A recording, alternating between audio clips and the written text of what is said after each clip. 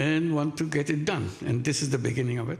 যুক্তরাষ্ট্রের নিউ ইয়র্কে এক অনুষ্ঠানে ২৪-এর গণ অভ্যুত্থান ও শেখ হাসিনার পতনের বিষয়ে বক্তব্য দিচ্ছিলেন অন্তর্বর্তীকালীন সরকারের প্রধান ডক্টর মোহাম্মদ ইউনূস।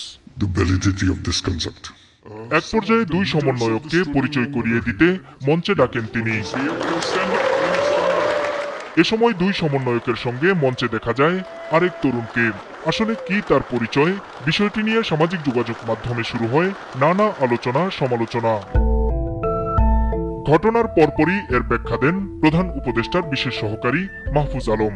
নিজের ভেরিফাইড ফেসবুক অ্যাকাউন্টে করা পোস্টে তিনি ঘটনাটিকে ফেসিবাদের পূর্ব পরিকল্পিত বলে অভিযোগ করেন। জানান, প্রধান উপদেষ্টা ডাকার সাথে সাথে ওই তরুণ দ্রুত মঞ্চের দিকে এগিয়ে যান, তাকে আটকানো যায়নি। সমালোচনায় ঘি ঢালে ভাইরাল হওয়া এই দুই ছবি।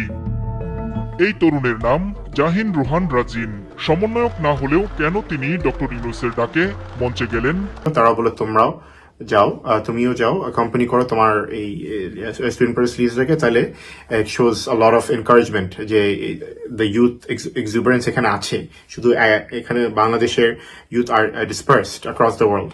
অ্যান্ড আমি গিয়েছিলাম আমাদের capacity of representing myself, হাইড্রোকো প্লাস অ্যান্ড বাংলাদেশ।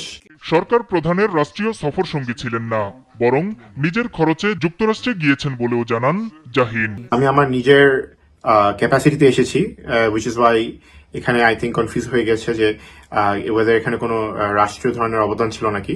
রাষ্ট্রীয় ধরনের অবদানটা ছিল টু দ্য পিপল যারা স্টুডেন্ট প্রোটেস্ট লিড করেছে বা অ্যান্ড সো অন।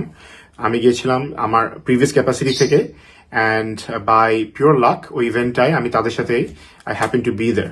অ্যান্ড যেহেতু এখানে একটা ওভারঅল একটা নেক্সাস ইভেন্ট ছিল, তাই emotions were running very high.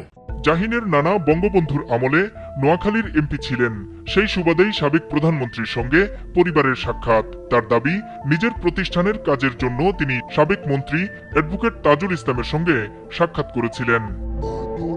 Jahin সাবেক মার্কিন প্রেসিডেন্ট বিল ক্লিন্টনের প্রতিষ্ঠানের ফেলো। সেই আমন্ত্রণেই তিনি এবার অনুষ্ঠানে যোগ দিয়েছেন।